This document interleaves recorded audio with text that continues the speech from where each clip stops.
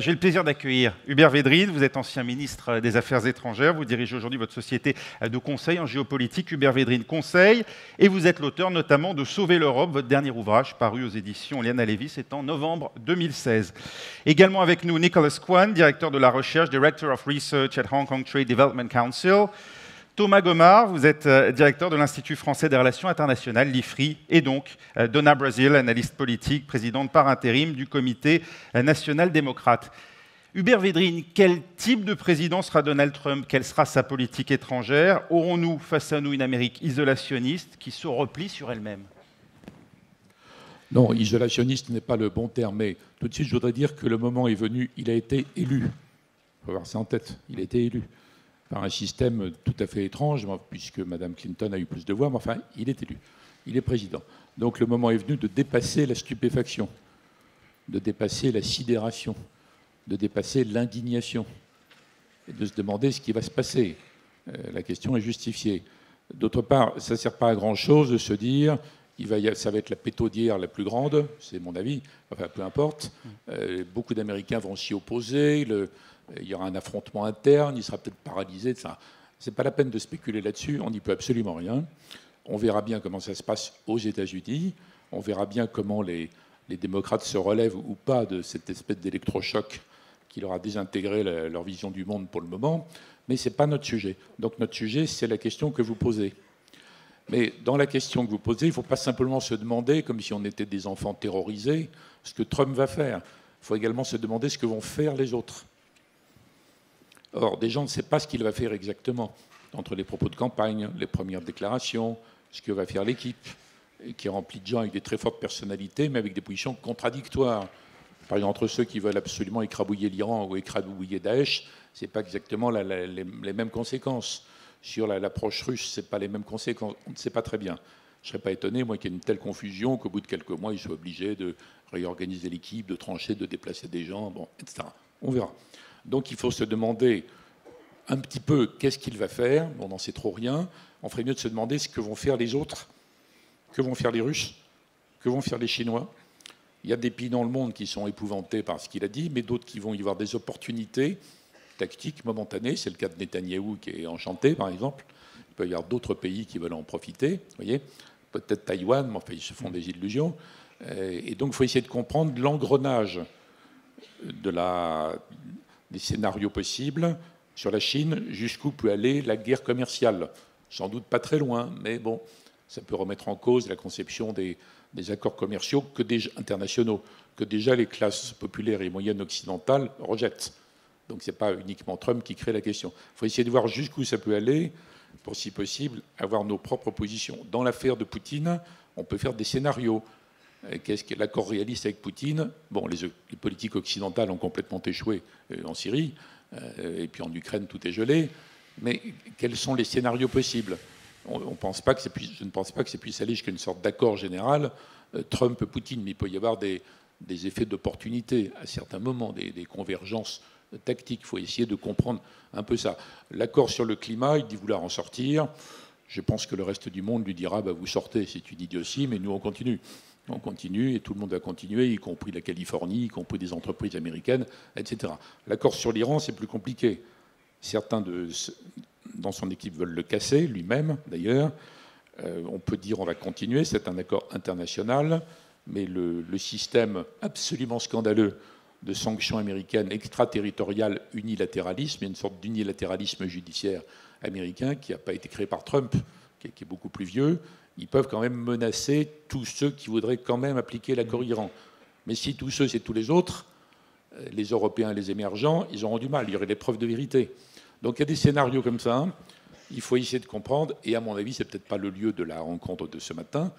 La question clé, c'est est-ce que les Européens, je ne dis pas l'Europe au singulier parce que personne ne sait ce que ça désigne, mais est-ce que les Européens seraient capables d'affirmer des positions avant que Trump ait fait ceci ou cela? Si c'est le cas, on pèse un peu. Si ce n'est pas le cas, on ne pèse pas. Donc si les Européens étaient capables de dire voilà notre conception à nous de rapport plus réaliste avec Poutine, voilà ce qu'on accepte, voilà ce qu'on fait un compromis sur tel point, voilà ce qu'on n'accepte pas, voilà en quoi il faut être plus dissuasif, on aurait une position qui existerait dans la relation Trump-Poutine. Sinon, on ne va pas compter. Donc je suis à la limite plus préoccupé au jour d'aujourd'hui par l'incapacité des Européens à exprimer collectivement une position claire et nette sur les différents sujets sur lesquels Trump peut faire des escalades que sur Trump lui-même. Ce n'est pas la peine de se fatiguer. Imaginez, on regardera, on verra. Donc voilà le résumé de mes préoccupations du moment. Donc on ne peut pas clairement répondre à votre question. Quelle va être la politique étrangère de Donald Trump? Lui-même n'en sait rien. Et on verra. Mais en tout cas, préparons-nous. Alors on va justement voir comment les différentes régions du monde peuvent réagir aux décisions que pourrait prendre Donald Trump, puisqu'on est effectivement pour l'instant dans les suppositions.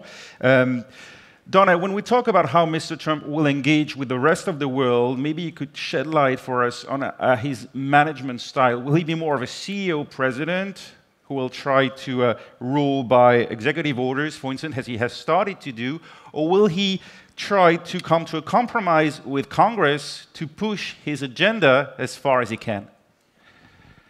First of all, I love all your responses in terms of Mr. Trump outreach to the world.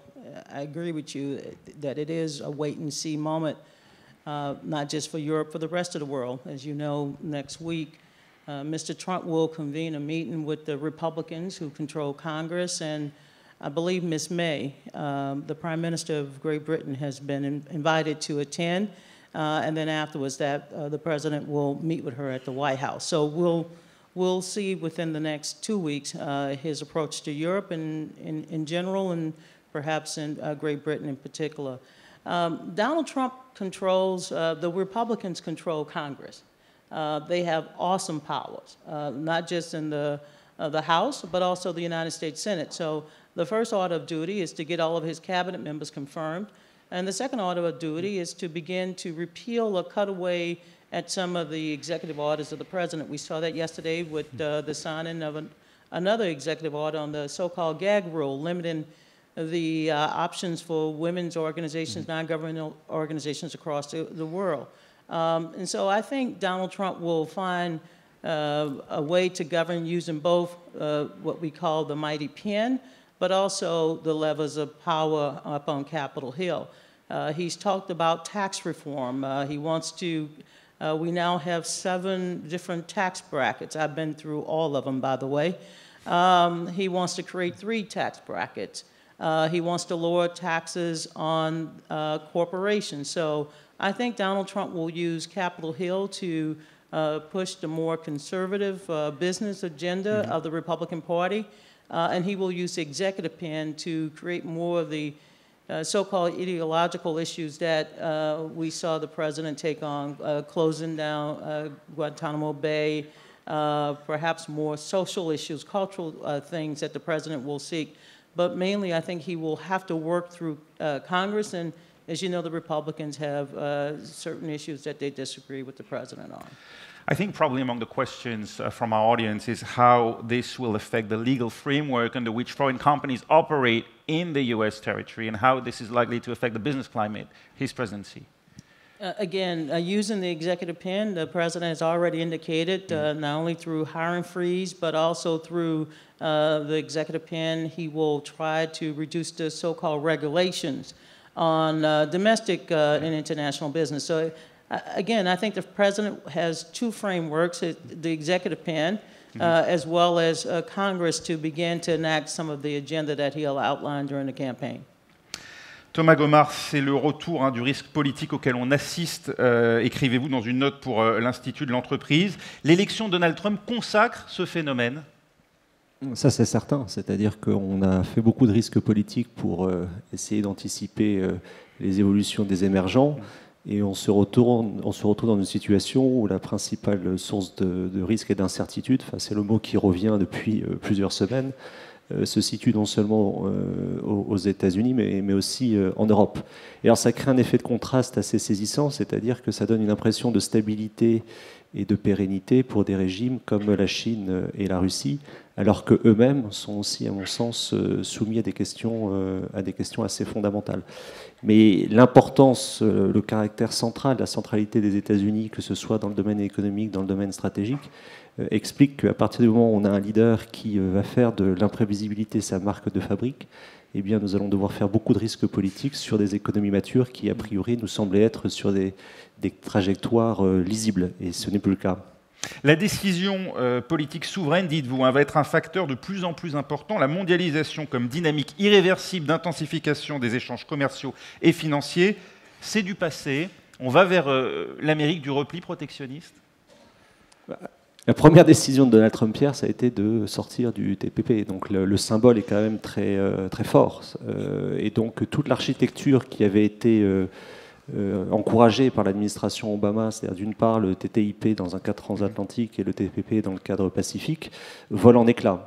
Dans le même temps, avant l'investiture, Xi Jinping a délivré un message extrêmement explicite à Davos, indiquant que la Chine, précisément, voulait continuer à ce que la globalisation, l'ouverture telle qu'on l'entend, se poursuive. Moi, ce qui me frappe, si vous voulez, c'est que quand on a fait, au cours des dernières années, tout ce travail sur les émergences, on a voulu voir, au fond, les marchés émergents, mais on n'a pas voulu voir les logiques de puissance. Et là, on se retrouve, en particulier en Europe, pris à contre-pied avec des acteurs qui ont des logiques de puissance, et en particulier la Chine et la Russie, et qui entendent bien, au fond, transformer leur action diplomatique en poids géopolitique pour la Russie et en poids géoéconomique pour la Chine. Et avec Trump, on est dans cette situation, au fond, si on devait résumer son projet de politique étrangère, il est assez... effectivement peu clair, mais c'est au fond, il annonce une sorte de confrontation géoéconomique avec la Chine et de rapprochement géopolitique avec la Russie. Et donc les combinaisons que ça peut créer sont à ce stade assez difficiles à déchiffrer. Nick, Mr. Trump made good on his announcement that his decision on one of his first actions on day one at the Oval Office would be to repeal the Trans-Pacific Partnership. How do you foresee trade relations between the US and Asia? I think we are looking for a very rough and turbulent period to come in terms of trade. The biggest worry for us is not so much of the TPP, which in fact hasn't been able to be effective, at least in the next 2 years, even assuming everything goes smoothly. So the actual impact for TPP being waived or suspended is not as a big surprise for many. Well, what we are looking for is what's next after this. It seems to us that trade is high on the agenda of the US president. And there are many other promises or pledges he has made, which not just affecting Asia, but all around the world. Some people think that with the TPP being suspended or hold to half-death, the biggest winner would be China. But actually, from the Asian perspective, particularly for Hong Kong, who are close to China, we have a very different view. It will be damaging China also. Because what China has benefited over the last 30 years is through trade. Not just trade in export from China, but also import and trade in not just merchandise, but technology and many other things. A lot of those have come from America. If this kind of trade species are disrupted, it will be damaging for them also. Whether or not China will take this opportunity to lead a new trade initiative like RCEP or APFTA, it is a long story to tell because it's far away down the road. And at the end of the day, if we admit and look at those being concluded in TPP, even the Chinese, when we talk to them themselves, they admit that it is something they would like to join also, given time. And Australia's Prime Minister wasted no time in asking other countries to jump in, namely China, to save the TPP from collapse. Is China poised to fill in the air pocket left in Asia by the retreat of the United States? It is possible. I think whatever name you call it, TPP or RCEP or whatever, or a mix of those, any regional trade agreement which could be effective or will have an impact lead to the participation of the major trading nations. But it is only China, Japan, and all those in Asia and the field of Canada and Mexico without US, it is ineffective. Because all the other 11 countries who joined TPP have an eye on the US market and the US leadership. The thing we see here is that both the initiative under the TPP or RCEP is somewhat misled. It seems those guys are taking this as a zero-sum game. Either I lead it or you lead it. The world, from other Asian point of view, is that it's getting more and more multilateral. We don't want one single leader. We want a few more major powers who can play some role of balancing. So without the US participation, even though we have few other different trade platforms coming up, it's still imperfect. Hubert Védrine, la signature du traité transpacifique avait été perçue comme un succès de l'administration Obama, notamment pour contrecarrer l'influence grandissante de la Chine en Asie. Est-ce que cette volonté de retrait annoncée par Donald Trump n'ouvre pas un boulevard finalement aux nouvelles routes de la soie voulues par Pékin et donc au projet d'expansion commerciale? Les entre guillemets, nouvelles routes de la soie se développaient déjà très bien avant, mais c'est absolument typique d'une décision incohérente de Trump, même par rapport à ses propres objectifs. Obama avait eu un succès remarquable là, donc un accord Asie-Pacifique, États-Unis sans la Chine. Dès le lendemain, la Chine dit moi je fais accord Asie-Pacifique, Chine sans les États-Unis. Donc d'un point de vue américain, ça paraît totalement stupide. Mais donc ça renforce la remarque de Thomas Gomard sur la question chinoise, c'est le principal sujet. Qu'est-ce qui va se passer dans la relation États-Unis-Chine? Là, c'est une opportunité formidable pour la Chine. Regardez le discours extraordinaire de Xi Jinping à Davos. C'est vraiment un discours un peu hypocrite d'ailleurs, parce qu'il n'applique pas tout à fait ce qu'il dit, mais qui est formidable. C'est exactement le genre de musique que les Occidentaux globalisateurs, mondialisateurs, ont répandu dans le monde entier depuis 20 ou 30 ans à leur profit. Et ils sont absolument sidérés de voir que c'est le Chinois qui dit ça aujourd'hui. Je voudrais ajouter trois remarques très rapides. Il ne faut pas raisonner comme si avant Trump, le monde était stable et paisible. On était déjà dans un monde semi-chaotique. Il n'y avait pas de cyclone permanent, mais jamais de mer calme non plus. On était toujours à mer agitée, à très agitée, à peu près partout. C'était déjà le cas avant. Donc regardez le Moyen-Orient, la désintégration. C'est plutôt nos illusions, celles qu'on voit dans les communiqués des sommets, vous voyez, depuis des années. Nos illusions qui s'effondrent, nos illusions d'occidentaux. Les Occidentaux qui n'ont pas vu que leur classe populaire et leur classe moyenne avaient décroché. Sinon, il n'y aurait pas d'élection de Trump. Deuxième remarque, je n'ai pas complètement répondu à votre question. Je ne pense pas qu'il va pratiquer un vrai isolationnisme, qui n'a d'ailleurs jamais été complet aux États-Unis. Ils étaient isolationnistes parce qu'ils ne voulaient pas se mêler des affaires européennes, mais ils ne l'ont jamais été par rapport à l'Amérique centrale, du Sud, et par rapport à l'Asie. Je ne crois pas à ça. Je crois plutôt à une phase d'égoïsme brutal. Mais ça peut être des interventions inattendues, mais pas de l'isolationnisme repliement. Donc ce n'est pas la peine de reprendre les gémissements moralistes sur le repli sur soi. C'est un autre sujet, vous voyez. Autre remarque, sur l'Europe. Est-ce qu'il y a les pluies d'insultes là, de Trump sur l'Europe, ça n'aurait aucune importance si l'Europe était en pleine forme. Donc c'est grave, c'est préoccupant, c'est dangereux, parce qu'il y a déjà un problème gravissime en Europe avant, qui est celui du décrochage des peuples par rapport au projet européen. Il n'y a pas que les anti-européens, il y a les sceptiques, les déçus, les allergiques, etc. Rappelons-nous ici, pour les Français, que le référendum Maastricht était passé avec 1 point d'écart. 1 point d'écart. Donc évidemment, l'offensive de Trump qui est purement verbale, parce qu'en fait, il s'en fiche et ce n'est pas son sujet. Mais c'est grave pour cette raison. Voilà mes remarques. Donna, as Hubert Védrine just said, Donald Trump's election is pointing to our own weaknesses. Just to finish talking about Asia, do you think that actually Southeast Asia can do without the United States, or should they be concerned as we speak?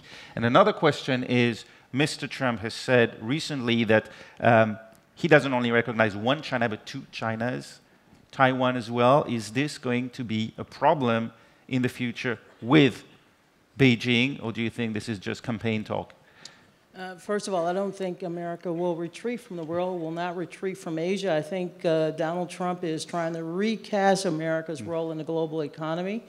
Again, he campaigned with Pacific promises to the American electorate, that he would put America first, he would put American interests first, and that he believes that America has given up too much ground to the world, that we paid too many bills for too many nations that can afford to pay their own way forward. So the difference between campaign rhetoric and governing, as you all know, is a mile wide and a river deep. But with Donald Trump, because of the uncertainty, it all depends on whether or not his cabinet and the Republicans, who in the past have been, you know, strong proponents of global trade and the global economy, will the Republicans revolt?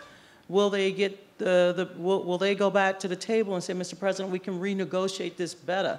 Will he work with Democrats on a better deal? We don't know yet. I mean, this is much of the wait-and-see game that I think that will have to play out in Washington and elsewhere.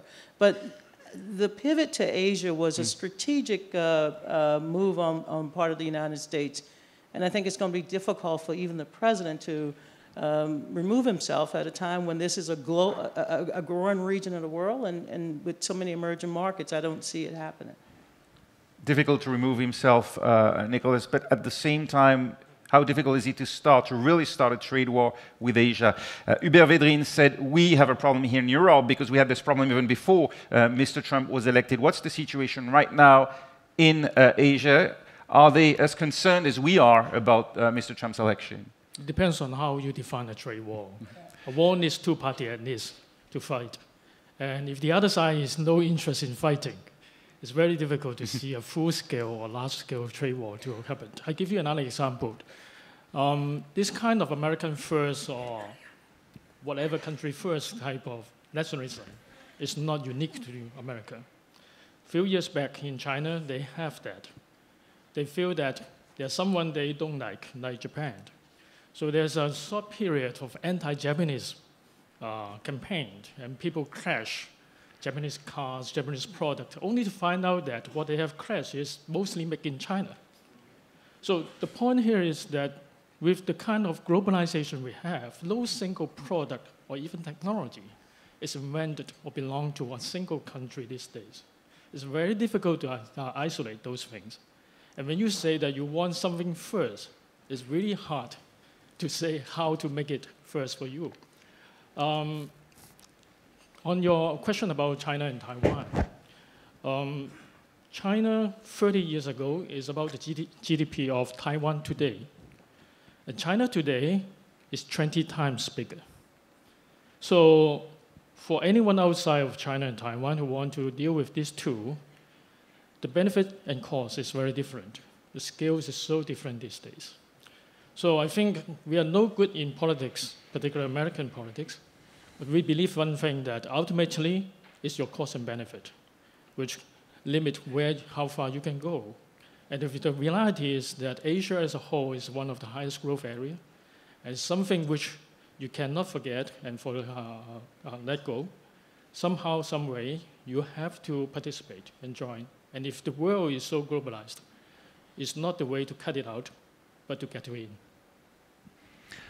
Thomas Gomard, au cœur de toute stratégie de puissance, il y a la puissance militaire, il y a également la sécurité des approvisionnements. C'est crucial pour comprendre ce qui est en train de se jouer actuellement entre la Chine et les États-Unis en Asie. Oui, c'est probablement en fait une manière d'essayer d'aller un peu plus en profondeur dans ce qu'on peut attendre de Donald Trump. C'est-à-dire que quand on additionne l'aspect militaire, l'aspect énergétique et l'aspect cyber, on a des choses qui se dessinent déjà. Bon, sur l'aspect militaire, il a annoncé sa volonté de relancer la dépense militaire américaine. Je rappelle qu'elle représente quand même 40% de la dépense militaire mondiale, qu'elle est à plus de 600 milliards de dollars, qu'elle est loin devant la dépense militaire chinoise qui est autour de 200 milliards, mais qui a doublé en 10 ans. La question plus difficile, c'est celle des alliances, en fait, des accords de défense que les États-Unis ont passés. Ils ont des accords de défense avec 62 pays dans le monde. La Chine a des accords avec en gros la Corée du Nord et le Pakistan. Et la position de Donald Trump est de dire plus de free rider en termes de sécurité. C'est-à-dire vous bénéficiez d'une forme de protection et de sécurité, ce qui est évidemment un message très fort pour certains Européens, à condition d'y contribuer. Et ça, c'est plus une question maintenant, effectivement, pour les Européens ou pour d'autres pays intégrés dans le système d'alliance que pour les États-Unis. Le deuxième élément, c'est la politique énergétique. Et la nomination de Rex Tillerson est un indicateur, à mon avis, très, très intéressant quand on connaît son parcours. C'est-à-dire que ça a été il a fait toute sa carrière chez ExxonMobil. C'est un Texan qui a été à l'origine, notamment, de la tentative de rapprochement russo-américain en début des années 2002, au moment de l'affaire Yukos, et qui ensuite a pris un certain nombre de décisions au Tchad, en Afrique, etc., qui incarne, si vous voulez, je dirais, l'approche traditionnelle des États-Unis en termes énergétiques, c'est-à-dire marché du pétrole et du gaz libre, parce qu'au fond, c'est la meilleure manière de garantir la sécurité d'approvisionnement des États-Unis. Donc ça, on voit à peu près ce que ça peut donner. Ce que ça va donner, à mon avis, c'est que les États-Unis vont maximiser ce qu'ils ont fait pendant les années 2000, c'est-à-dire bénéficier d'une plus grande autonomie stratégique par rapport au Moyen-Orient. Ce n'est pas de partir du Moyen-Orient complètement, mais au fond, le fait de bénéficier des gaz de schiste, etc., ce qui va être relancé, leur a donné plus de marge de manœuvre au Moyen-Orient, à la différence précisément des Chinois, qui, eux, vont être de plus en plus impliqués au Moyen-Orient. La question étant de savoir jusqu'à où. Je fais juste une observation, quand on regarde les 5 membres permanents du Conseil de sécurité, 4 d'entre eux ont utilisé la force contre des États souverains au cours des 20 dernières années. La Chine ne l'a toujours pas fait. Jusqu'à quand, à mon avis, c'est une des questions importantes. Troisième élément, c'est le cyber, sur lequel les États-Unis ont investi massivement depuis l'administration Clinton, avec des effets très lourds de conséquences en termes stratégiques, mais aussi de domination économique de leurs alliés, et en particulier des Européens. Et là, ce qu'on observe, c'est une difficulté pour Trump, parce qu'il est en train de faire, à mon avis, une alliance objective contre lui aux États-Unis, entre les deux courants traditionnels du cyber, c'est-à-dire d'une part le complexe militaro-numérique, et d'autre part, pour simplifier à outrance, la Silicon Valley. Et ces deux courants sont, pour le premier, très critiques de ses premiers pas, notamment vis-à-vis de la Russie. C'est-à-dire qu'il est dans une situation où il commence son mandat dans une situation de tension très forte avec sa communauté de renseignement.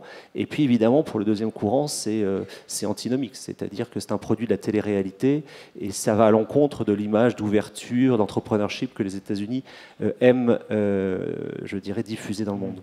Oui, l'alliance de la CIA et de Google, d'une certaine manière. Elle existait déjà sous d'autres formes, mais là, elle est en train peut-être d'exister sur le plan politique. La cybersécurité, c'est devenu un des enjeux principaux des relations sino-américaines, vous l'avez dit, mais aussi, on vient d'en avoir l'expérience russo-américaine. Donna, will the current honeymoon between Vladimir Putin and Donald Trump last for long? Do you think Mr. Putin will seek a geopolitical agreement with Russia, a sort of new Yalta, to help or allow Russia to extend its own sphere of influence? Let me first start by saying that Russia intends to get the sanctions released. That's the number one objective. Mr. Putin would like to see the economic sanctions disappear. Mr. Trump is looking for allies who will assist him in creating the kind of global economy that he sees. And this so-called bromance, we call it in America, bromance between Mr. Trump and Mr. Putin, I think is not just quite interesting, but as you all know in this room, it's also a source of consternation back at home. Mm-hmm. With both Democratic as well as Republican senators now looking into the influence of the Russians and the interference of the Russians in our electoral process. I can tell you as one of those victims of the so-called propaganda disinformation campaign that was led by the Russian military unit, it was very disturbing the way in which it appeared on the political landscape, with some questioning whether or not the Trump campaign was involved in this whole cyber warfare. This is a new kind of asymmetrical warfare that I think we all need to be aware of, especially here in Europe, as Mr. Putin has other aims here with this the kind of support that he's given to some of the far-right organizations. But with relations to Russia, as you know, The Obama administration with the Secretary Clinton tried to reset relations. It didn't go so well. So I think Mr. Trump will try an alternative approach that may or may not be in the best interest of Europe. And clearly there will be plenty of debates in America about what that constitutes in terms of our overall foreign policy. The vast majority of Americans still consider Russia to be a hostile foreign power. Hubert Védrine, même question. Et finalement, quelles implications pour l'Ukraine et donc indirectement pour l'Europe qui, elle aussi, a infligé à la Russie des sanctions? Par contre, par opposition, il est clair que les Européens n'auront pas d'influence sur le grand jeu dont on a parlé, États-Unis-Chine, le Japon peut-être, mais en revanche, sur le terrain européen, russe, oui, parce que d'abord, il y a une contradiction complète entre les positions affichées de Donald Trump et les Républicains. Les Républicains sont tous anti-russes. Pas simplement anti-soviétiques comme autrefois. Ils ont eu besoin de garder un ennemi donc anti-russe, très anti-Poutine. Tous les médias occidentaux sont anti-Poutine systématiquement. Donc il y a une contradiction complète. Les fameux lobbies militaro-industriels, même modernisés avec le cyber, ils sont anti-russes. Les gens de Californie s'en fichent, mais enfin bon, ils ne sont pas non plus pro par rapport à ça. Donc il peut y avoir une sorte de cafouillage géant dans la politique russe que Trump va tenter. C'est pour ça que les Européens, là, s'ils existaient, s'ils avaient une pensée collective, pas réaliste, pas fumeuse, pas des prises de position simplement moralistes et inefficaces, mais s'ils avaient une vraie politique, pourraient peser beaucoup, à mon avis, dans les mois qui viennent. Mais ça supposerait que les Européens importants n'aient pas simplement comme politique de reproduire les sanctions de façon mécanique, ce qui ne sert plus à rien, manifestement, puisque le conflit ukrainien est gelé et pas que de la faute des Russes. Il y a aussi une incapacité ukrainienne, il y a la division entre Ukrainiens, puis on n'a pas eu de concept intelligent avant, pendant les 25 années précédentes, où les Occidentaux ont accumulé les bévues, les provocations inutiles par rapport à la Russie, ce qui ne disculpe en rien la Russie par ailleurs. Bon. Donc on n'a plus de politique russe, nous non plus. Alors on va avoir une sorte d'éléphant dans le jeu, là, qui est Trump. Ça va cafouiller, ça ne va pas marcher. Et ça, là où si les Européens étaient capables de dire voilà les sujets où on reconnaît qu'on va prendre notre perte sur la Syrie, ça n'a pas marché. Bon, c'est triste, mais ça n'a pas marché. Voilà notre vision d'avenir. Mais dans le cadre d'une discussion avec Poutine, sérieuse, s'il le veut bien, parce qu'il est maître du jeu. Dans l'affaire de l'Ukraine, il faut définir un statut pour après, ce que Kissinger et Brzezinski ont admis au bout de très longtemps, en disant qu'on aurait mieux fait d'avoir un statut de neutralité comme était l'Autriche pendant la guerre froide, plutôt que de vouloir mettre à tout prix l'Ukraine dans le, entre guillemets, camp occidental. Bref, si on avait des positions européennes claires et fortes, à mon avis, au moment où ça va mal fonctionner entre Trump et Poutine, après un pseudo-accord au début, en fait, et un pseudo-démarrage, les Européens, dans 6 mois, dans 1 an, seraient très forts pour redéfinir la politique russe à ce moment-là de l'Occident. Mais si on y va en ordre dispersé, si on a des lambeaux de prise de position non articulés, ça ne marchera pas. Donc je vois pour nous une sorte d'opportunité, pas immédiate, quand je dis nous, c'est les Européens, pas immédiate, mais pour un peu après. Prendre notre perte, ça veut dire lever les sanctions et acter la partition de l'Ukraine avec un Donbass pro-russe? Je ne mets pas tout sur le même plan. D'abord, prendre notre perte, c'est constater qu'on a échoué en Syrie. On avait de très bonnes intentions, on s'appuyait sur des principes fondamentaux de droits de l'homme, enfin, ça n'a pas marché, et on est totalement hors jeu. Donc il faudrait voir si on peut rentrer dans le jeu sur l'avenir de la Syrie, comment faire cohabiter des populations qui se sont massacrées collectivement, quand les Russes commenceront à être trop gênés par la présence résiduelle de l'Iran ou par le triple jeu de la Turquie. Donc c'est une sorte de projection politique à moyen terme. En l'affaire d'Ukraine, il faudrait commencer par définir donc ce que peut être l'Ukraine dans l'Europe de demain. J'ai donné une indication, une piste, mais je ne pense pas qu'il faille lâcher sur la Crimée. Il ne faut pas en faire un préalable, sinon il ne se passe rien, mais je ne pense pas qu'il faille dire formellement « nous reconnaissons l'annexion de la Crimée ». Il ne faut pas le dire, ça. Il ne faut pas le lâcher.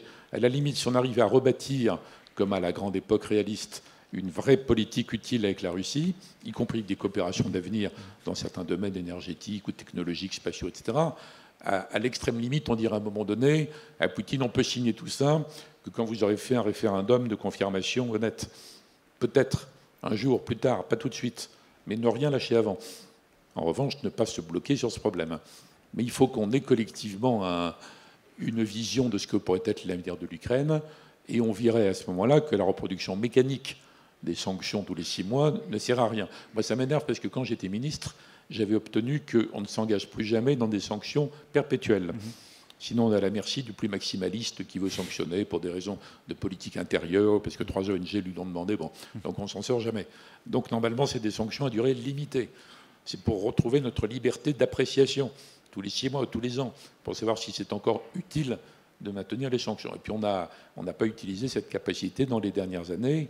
Et je dois dire que c'est plutôt Mme Merkel qui est psychorigide sur le sujet, parce qu'elle est très vexée, parce qu'elle avait tenté au début, parce qu'elle parle russe et que Poutine parle allemand, bon, elle pensait qu'elle allait régler plein de questions, puis elle n'a rien réglé du tout. Donc il y a une sorte de fixation qu'elle gardera jusqu'à l'élection allemande, qui est fondée là aussi sur des principes honorables. Enfin bon, l'enfer est pavé de bonnes intentions. Bref, je vois dans ce qui va se passer, les cafouillages à venir, une opportunité pour des Européens s'ils le voulaient. S'ils le voulaient, Thomas Gomard, mais le veulent-ils? Ou savent-ils comment faire? Le veulent-ils, ça c'est la vraie bonne question. Le calendrier n'est pas très favorable. C'est-à-dire qu'on va avoir les premiers pas de Donald Trump avant l'élection présidentielle en France et avant l'élection en Allemagne. Donc les conséquences de ces premiers pas, nous aurons plutôt à les subir. C'est-à-dire que notre capacité à prendre une initiative dans un contexte préélectoral est à mon sens limitée. Alors pour revenir à ça... Je parlais de Thomas juste après, quoi. Oui. Oui. Pour revenir à la discussion sur Trump, je pense et la Russie, je pense qu'il y a peut-être 2 écueils à éviter dans l'analyse. Le premier écueil, ce serait d'expliquer uniquement l'élection de Donald Trump par les agissements de la Russie. Ça serait faire peu de cas de l'évolution sociologique des États-Unis, de l'évolution de leur classe moyenne, du rapport au monde des États-Unis. Et au fond, ce sont des choses qui déjà s'observaient sous Bush Ier. Vous voulez dire que le Michigan, le Wisconsin ne se sont pas déterminés en fonction de ce que leur disait Wikileaks? Voilà, vous résumez assez bien ma pensée. Maintenant, deuxième point, le deuxième écueil, ça serait aussi une erreur d'exonérer la Russie d'un travail réel d'influence.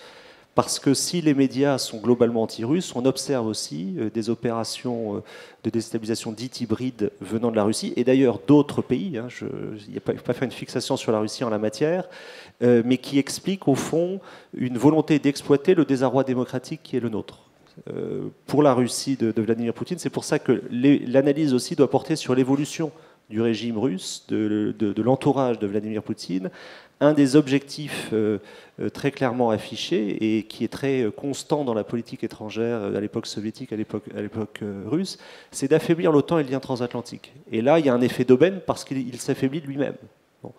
Et en même temps, s'il y a une possibilité pour la Russie de donner une sorte de réponse du berger à la bergère aux démocraties qui l'ont, comment dirais-je, seriné au fond pendant des années sur ce qu'elle devait faire, ils vont pas se priver de le faire. C'est-à-dire que l'aspect idéologique aujourd'hui fonctionne dans les 2 sens et que je pense qu'il ne faut pas du tout minimiser aussi cette dimension, a fortiori dans notre contexte préélectoral. Deuxième point, c'est que le cyberespace et ces tentatives de désinformation, de jeu sur les perceptions, ça c'est aussi au cœur de l'analyse qu'on peut faire en termes de risque pays. C'est-à-dire que cette dimension de décryptage, le fait que c'était dit très, très justement dans l'intervention de Xavier Durand, on n'a jamais eu autant de données et en même temps on se trompe très, très lourdement. Ça veut dire qu'il y a quand même toute une déconstruction à faire en termes de perception avant d'arriver à la chose même, je dirais. Alors ça me conduit à une observation sur la Russie. Ce que les équipes, au fond, les gens qui se réclament de Trump nous proposent en ce moment, c'est de dire, bon, on va lui dire, la Crimée, c'est pour toi, si tu t'arrêtes là. Mais c'est pas du tout sûr qu'il a envie de s'arrêter là, en fait. Lui étant Poutine, c'est une possibilité, mais on peut aussi avoir des scénarios où il veut pousser son avantage. Et de ce point de vue-là, je pense qu'il y a une dimension très importante à prendre en compte, c'est qu'on a vu la fragilité de l'OTAN sur les pays baltes, sur la Pologne. On n'a pas encore bien analysé les conséquences de l'alliance à 3 Turquie, membre de l'OTAN, Iran et Russie, sur la Syrie. Effectivement, la conférence d'Astana est emblématique de ce point de vue-là, de la mise à l'écart des Européens. Mais le fait que la Turquie soit, au fond, ait évolué de manière si rapide pour rejoindre les positions russes, pose des questions aux membres de l'OTAN, parce qu'il ne faut pas du tout exclure une situation où la Turquie pourrait être amenée en territoire syrien à régler à sa manière le problème kurde. Donc, quelle sera à ce moment-là la réaction de ces alliés entre guillemets de l'OTAN? Hubert Védrine. Oui, sur le point OTAN, il y a la faiblesse de l'OTAN intrinsèque, il y a ce qu'a dit Trump, mais Trump a dit de façon brutale, violente et vulgaire des choses que Obama avait dit de façon sophistiquée et cérébrale. C'est-à-dire, on ne va pas assurer la sécurité du monde entier à perpétuité. Et puis il y a même le renoncement à l'idée que l'Amérique doit intervenir partout, faire la guerre partout, pour imposer la démocratie par la force. Donc il y a des éléments de continuité profonde sur ce point très particulier. Bon, et puis après, donc, il y a les tests de Poutine, dont je ne pense pas qu'il ait des plans d'invasion de rien. Moi, j'ai pratiqué Poutine aussi. Puis j'ai étudié, j'ai regardé. Je pense qu'il utilise simplement les grosses bêtises faites en face. Géorgie, Ukraine. Je ne pense pas qu'il ait de plan au-delà. C'est pour ça que même dans l'accord réaliste que je préconise, il faut être très dissuasif, notamment chez les Baltes. Bon, comment résoudre cette contradiction? Eh bien, tout simplement, je reviens aux Européens, j'espère ne pas paraître incantatoire, pour une fois, les Européens doivent dire, eh bien, la solution, on veut garder l'alliance, mais Trump ne va pas l'abandonner, il ne peut pas. Mais nous allons faire le pilier européen de l'Alliance Atlantique. On ne va pas faire la défense européenne autonome, indépendante. Ça ne marchera jamais, on n'a pas les moyens, ni la volonté, on ne saurait pas qui dirigerait le système. Par contre, pôle européen dans l'Alliance, ça a un sens. Et ça a un sens par rapport à Trump, n'allez pas trop loin. Ça a un sens par rapport à Poutine, nous restons vigilants. Et puis, ça permet peut-être de traiter la question turque autrement. Mais pour surmonter la contradiction que souligne Thomas Gomard, il faudrait notamment en matière de gestion des demandeurs d'asile ou des mouvements migratoires, avoir fait de tels progrès dans la gestion d'un Schengen moderne et efficace qu'on puisse dire aux Turcs « nous sommes indifférents à votre chantage, faites ce que vous voulez ». Et à partir de là, on pourrait recommencer à parler autrement aux Turcs. Sinon, on est un peu obligé d'escamoter le sujet. Donc voilà, l'idée d'un pôle européen sérieux, avec quelques pays sérieux dans l'Alliance, me paraît être la seule qui permettrait d'échapper aux menaces conjuguées que nous décrivons. Donna, maybe your reaction on this European pillar in NATO, and also Mr. Trump has given no hint as to the position he intends to take towards Turkey. We don't know anything pretty much about his relation with Mr. Erdogan. When we see joint action between Russia and Turkey for the first time on Syrian ground, knowing that Turkey is a prominent member of NATO, where does that leave NATO for the future? You're right. I have not seen much of anything in terms of Mr. Trump's views toward Turkey, and in fact, I didn't see much of Mr. Trump in terms of his tweets and other pronouncements during the recent talks with Syria. We all know that Mr. Trump has taken a very strong view on ISIS. He's taken a very strong view on NATO, in which he said during the campaign that everyone criticized him, but 2 days later, everybody came around to his position. Mr. Trump's defense secretary, Mr. Mattis, has a different position on NATO and our engagement with our European allies. And it's, again, what we saw on display during the confirmation process for Mr. Tillerson as well as Mr. Mattis is that they all, in many ways, gave different pronouncement about Russia and NATO and Europe and very other parts of the world than Mr. Trump. So it's a wait-and-see game, and what you hear Mr. Trump say tomorrow may be different from what he said yesterday and what he might do in the future. So, again, this is a different kind of politician with, well, he's not a politician, he's a businessman who believes in making big deals.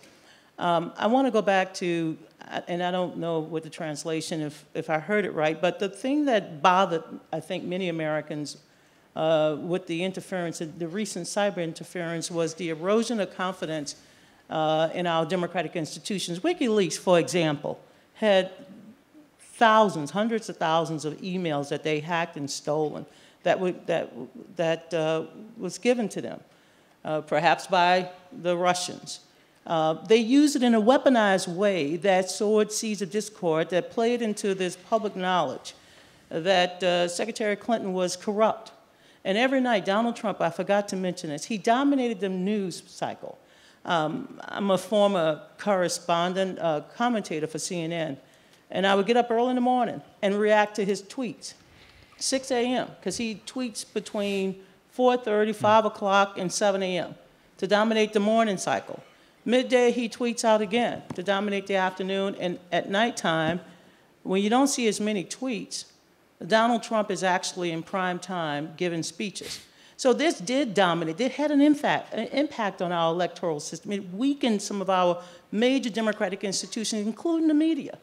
And without a free, independent press, voters have a hard time discerning what's factual and what's true, which is why this conversation in America today about fake news, alternative facts, this plays right into this aggression we saw during the campaign to weaken and sow discord, misinformation. And how do you disprove a lie when, in fact, it is repeated multiple times and it becomes some part of what we call the music of the election, the so-called noise.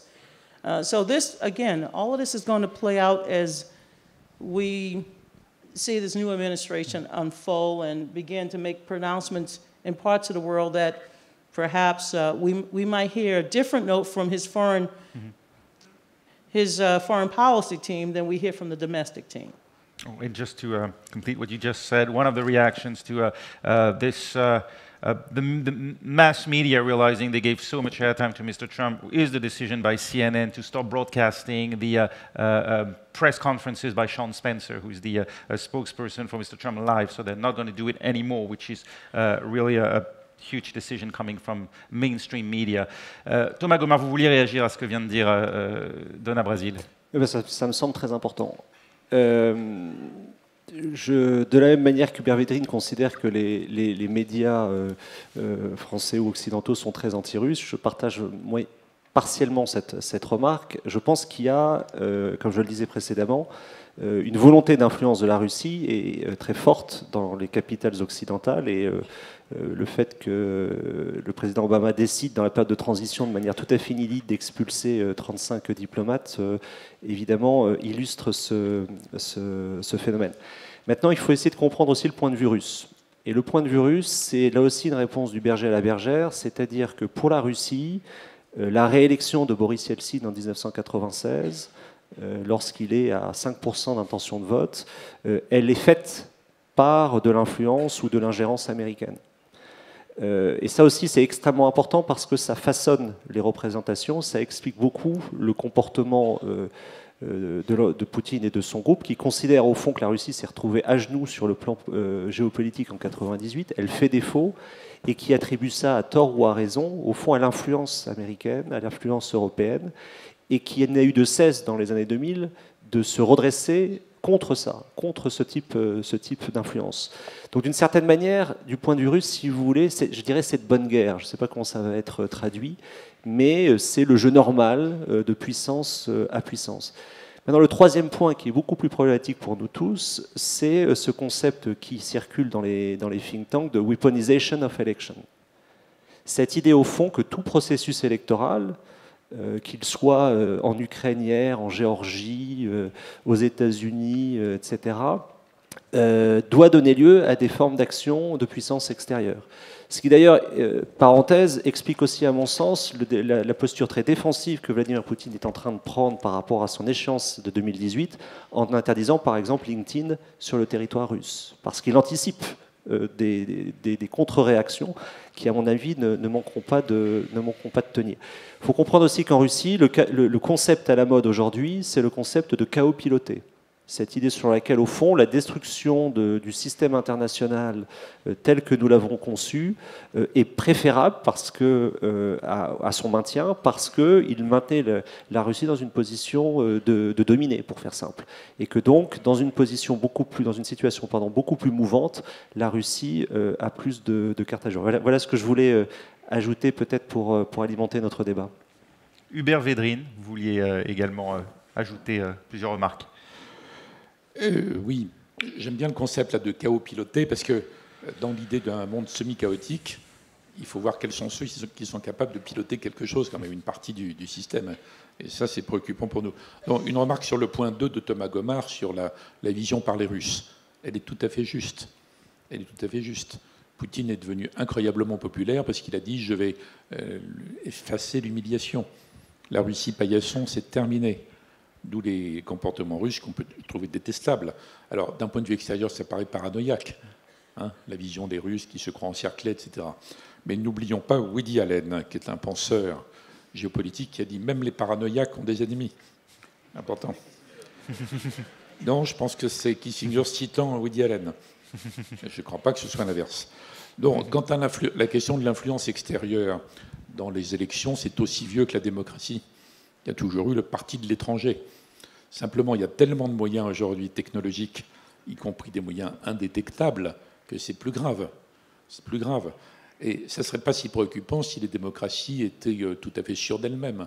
Or, en même temps, dans tous les pays démocratiques, beaucoup en Occident, mais pas que en Occident, il y a une contestation virulente de la démocratie représentative. Les gens ne se sentent plus représentés par leurs représentants.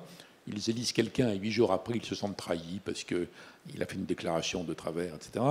Donc il y a une sorte de volonté furieuse et vengeresse de démocratie directe, ce qui peut aboutir à une sorte de dictature généralisée de tout le monde sur chacun. On peut questionner chacun chaque matin avec un portable sur le rétablissement de la peine de mort ou pas, ou des choses comme ça. C'est pour ça que c'est très important que les démocraties représentatives se relégitiment pour résister notamment aux manipulations extérieures pires qu'avant. Mais elles n'y arriveront pas par la démocratie directe. Elles peuvent y arriver par une démocratie participative, très intégrée dans les systèmes, organisée, pas faite n'importe comment. Enfin, il y a une réflexion à mener là-dessus, parce que là aussi, on ne peut pas analyser nos problèmes qu'à partir des attaques des autres qui en profitent. Il y a aussi des problèmes réels qu'il faut traiter. Aux États-Unis, c'est évident qu'il y a un dysfonctionnement démocratique, mais en Europe aussi. Donc il faut retournons-nous vers ce que nous pouvons faire, nous, chez nous. But it feeds into this rise of nationalism, the type of anti-immigrant, anti-migrant conversation that we saw dominate the political threads throughout the United States. It creates this internal fear that the other, it's not the loss of identity, it's the other. They're creating the problem.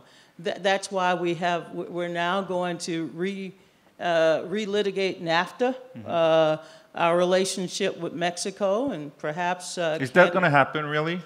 Oh, yeah, Donald Trump said. No, NAFTA, yeah. Yeah, I mean, I got to take him at his word or his tweets until he prove otherwise. But it does fuel this kind of animosity, this internal chaos that we see not only disrupting elections in the West, but elsewhere. So I think there's a caution there. It's war by different means, but it's war, an internal war. Again, the old economy, the industrial revolution, which produced so much progress in America. That economy, in many ways, lost this year, but it won in Donald Trump. It lost in terms of votes, but in reality, because of the electoral system we have, Hillary Clinton won the new economy. She won the Silicon Valley. But there's the old dying industrial Midwest. Those voters felt abandoned. They felt left behind. And Donald Trump, came to them with the promise that he will return the old order, even if it meant closing borders and scrapping trade deals. That was the appeal of Donald Trump that enabled him to crack the so-called blue wall. Donald Trump restoring the old order, maybe the old world order. What is China going to do now? A new era was opened when Nixon visited China in 1973. Would you say that now a page is turning? What is China going to do when it comes to its relations with Russia on the one hand, Europe on the other hand? I think from China's point of view, some people see that China is the biggest beneficiary of the globalization process we have since World War II, anyway. Certainly, no matter what Trump's like, what his intentions like, it's hard to pin our hope on one person. Intention is hard to read, and particularly for Trump, I guess. What we try to look at is that what's the underlying force behind him for all those promises or preachers have made. Basically, we see two things. One is he doesn't want globalization. For sure, globalization has its defect, as shown in the Great Recession we have. But on the other hand, if you look further, over the last 70 years or so, it is something you cannot resist. It's just how to make it better for more people. And around the world, you can say China is the one who benefit. The Rust Belt people is those who lose. But the way to go forward is not to go backward, because technology cannot be forget afterwards. So things have to move on, but we need a platform which make the new type of globalization work, and that is not going to be decided by one person or one country. We need to have everybody, including those in Europe, in Russia, in Japan, in China, and they have to get together. Otherwise, the thing will get worse. I'll give you an example of like Korea, North Korea. North Korea is just like a naughty boy with some fatal toys with hand, but the best he can do is just like a suicide bomber. He killed himself as to kill somebody else. What they can survive is not to trigger that bomb, because he knows that he will die with it. But what he can survive is to make use of those disagreements among the big guys. The more we have that disagreement, the bigger is this type of problems. Not in North Korea, in Middle East, and elsewhere. So that's not going to solve our world. We need all these big powers to talk to each other, come with a new order, which can help everybody to globalize and help each other to benefit from that process. That is a long process to go on. So that's why I say uncertainty we have in America is just the beginning of this deglobalization process. It may take 10 years, 5 years, or even longer. The last time we have that is back in the 30s. World trade down by more than half. Unlikely we will have it this time, but there will be damages. So we better prepare for that. But we should not lose sight that ultimately it's a problem that we need a order to put all this great power as well as the small players together in a more amicable way. Hubert Védrine, un des aspects de la mondialisation dominée par les États-Unis telles que la connaissent les entreprises, ce sont ces sanctions extraterritoriales, sanctions judiciaires infligées à un certain nombre d'entreprises. Les banques françaises, par exemple, en ont été notamment les victimes. Est-ce que vous pensez qu'avec Donald Trump, ça risque d'être remis en question? Est-ce que c'est souhaitable? S'il était vraiment isolationniste, et comme on le dit à tort, le terme est inexact, et qu'il dit « je ne vais plus m'occuper du comportement des entreprises étrangères à l'extérieur », ce serait une bonne nouvelle. Mais ça ne sera pas le cas. En plus, ça remonte à bien avant Trump. En général, d'ailleurs, c'est à partir de bons sentiments. Il faut de bons prétextes. Il faut lutter contre la corruption, contre le terrorisme, etc. Puis ça devient une sorte de machine unilatérale. Bon. Il y a d'ailleurs un rapport en France, au Parlement français récent, excellent, Lelouch-Berger, qui est donc un rapport droite-gauche, qui démontre extrêmement bien ce mécanisme. Donc moi, ce que je crains, c'est que le conflit apparaisse à propos de l'Iran, parce que je crains, ce que j'anticipe, où beaucoup de pays diront « nous, on veut appliquer l'accord sur l'Iran, qui est un accord intelligent et utile », et les États-Unis maintiendront les sanctions. Il n'y a même pas besoin de Trump. Les républicains du Congrès sont acharnés à démolir tout ce qu'a fait Obama, et puis ils sont contre ça. Donc s'ils maintiennent les sanctions, avec derrière la possibilité pour n'importe quel juge américain de poursuivre une entreprise parce qu'elle a un employé américain où il y a une transaction avec $10 quelque part, donc pour pourchasser l'ensemble des rivaux, des concurrents, ça peut en effet geler l'accord, c'est possible. Sauf si, alors là j'échafaude, sauf si le monde entier disait ça suffit. Ça suffit. Il y a des lois américaines qui concernent les Américains, qui concernent les États-Unis, mais qui ne peuvent pas sanctionner n'importe qui, n'importe où. Mais il faudrait une réaction assez forte des Européens appuyés sur les émergents. Ce n'est pas concevable sans un accord avec la Chine. Si la Chine et les Européens disaient bon, on va développer les échanges normaux avec l'Iran, si l'Iran applique l'accord, bien sûr, à partir d'autres monnaies que le dollar, donc en monnaie européenne ou chinoise, ça serait un événement absolument géant dans l'histoire des relations internationales, ce serait un autre chapitre depuis ce qui a été organisé par les États-Unis après la Deuxième Guerre mondiale. Très bien d'ailleurs. très bien. Ce qu'avaient fait les États-Unis avec Roosevelt et Truman, c'est exceptionnel. Donc ça serait, mais après ça a été dévoyé. Donc je ne sais pas, je peux que poser des questions, élaborer des scénarios. En tout cas, je pense que la question va apparaître. Il se peut aussi que le monde entier capitule d'avance, hein, en disant puisque les Américains sont là avec leur gigantesque massue, on ne va rien faire. Il y a 2-3 petites banques minuscules à Paris et qui font des opérations avec l'Iran parce qu'elles n'ont rien aux États-Unis, voyez. Mais c'est un problème qui est devant nous, qui peut être, disons, révélé par Trump, mais qui remonte à bien avant lui. It was, among others, one of the landmarks of the Obama presidency. Donna, do you think such practices should be carried on by the United States in the future, or do they cause damage to the image of the United States with corporations around the world?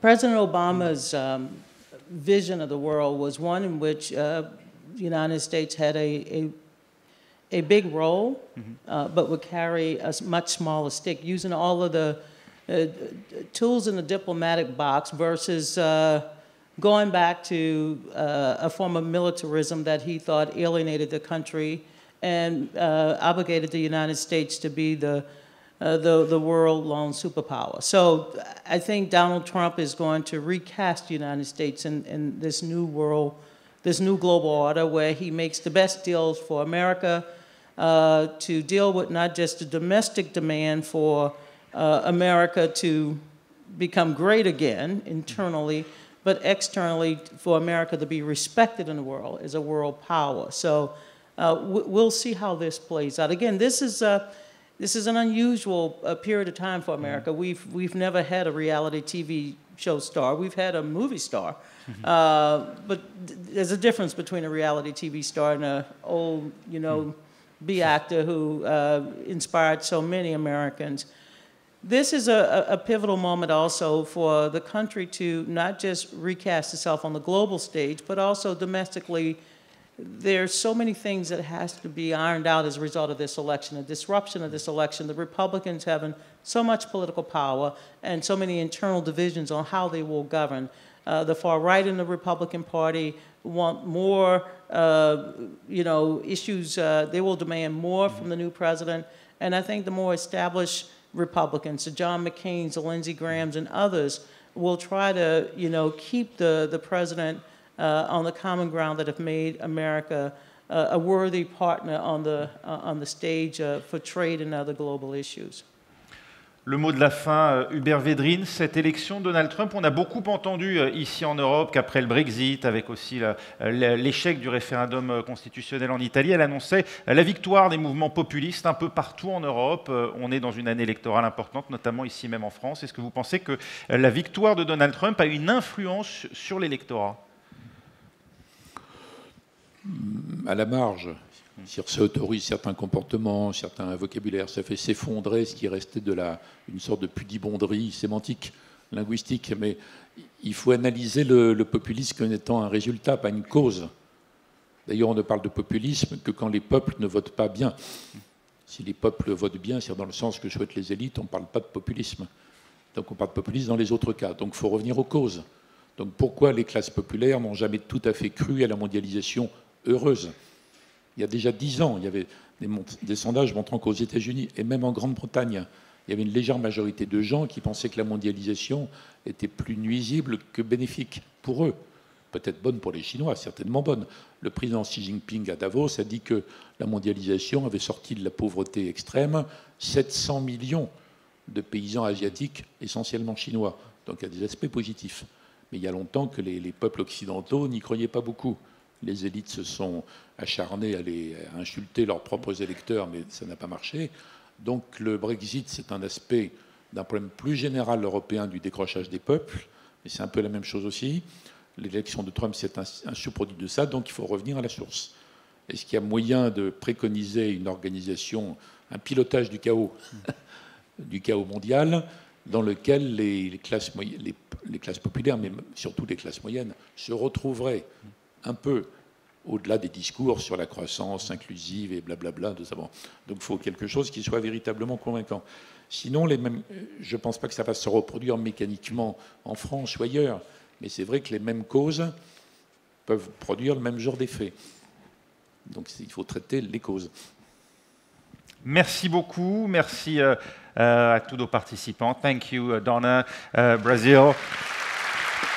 Thank you very much.